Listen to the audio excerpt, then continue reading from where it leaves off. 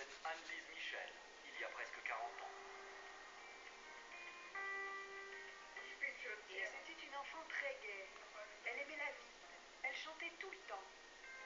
C'était en plus une fille très intelligente qui faisait le bonheur de ses professeurs.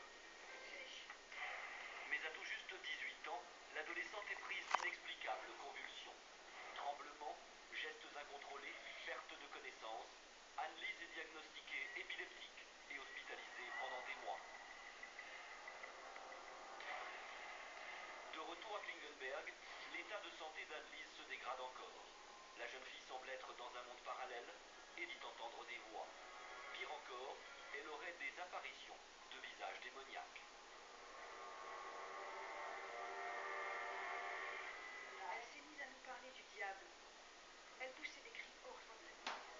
Elle se jetait sur le sol. Son corps était couvert de bleu. Et elle était tellement agitée qu'elle ne pouvait même plus dormir dans son lit.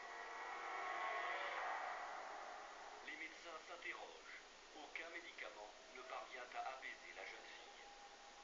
Une nuit, Anne-Lise fait une crise d'une telle violence qu'elle demande l'aide d'un prêtre exorciste. 40 ans plus tard, le père Ernst Alt n'a jamais oublié sa rencontre avec la jeune fille. La première fois que je l'ai rencontrée, je devais vérifier qu'il s'agissait bien d'un cas de possession. Je me suis donc adressé à l'esprit diabolique qui semblait être en elle, et voici ce que nous avons enregistré.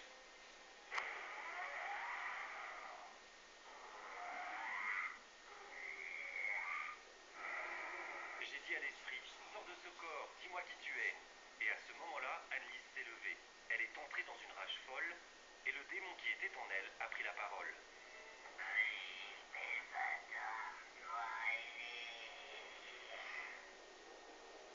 Jamais un épileptique ou un fou n'aurait réagi comme cela.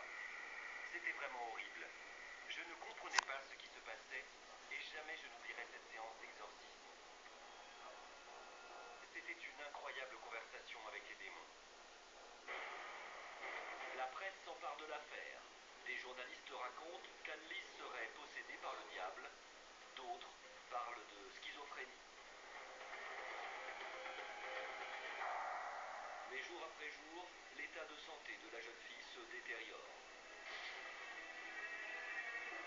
À partir de 1975, toutes les semaines, elle est contrainte à des séances d'exorcisme qui nécessitent parfois l'aide de 3 à 4 personnes pour la maîtriser.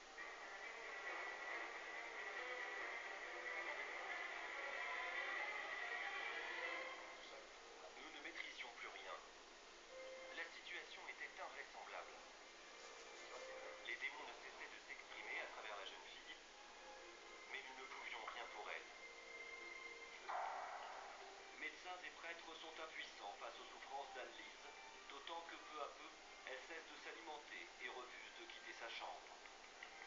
Alors possession diabolique ou maladie mentale? On ne le saura sans doute jamais, puisque le 1er juillet 1976, après 8 années de souffrance, Anne-Lise Michel meurt d'épuisement et emporte avec elle le secret de son mal.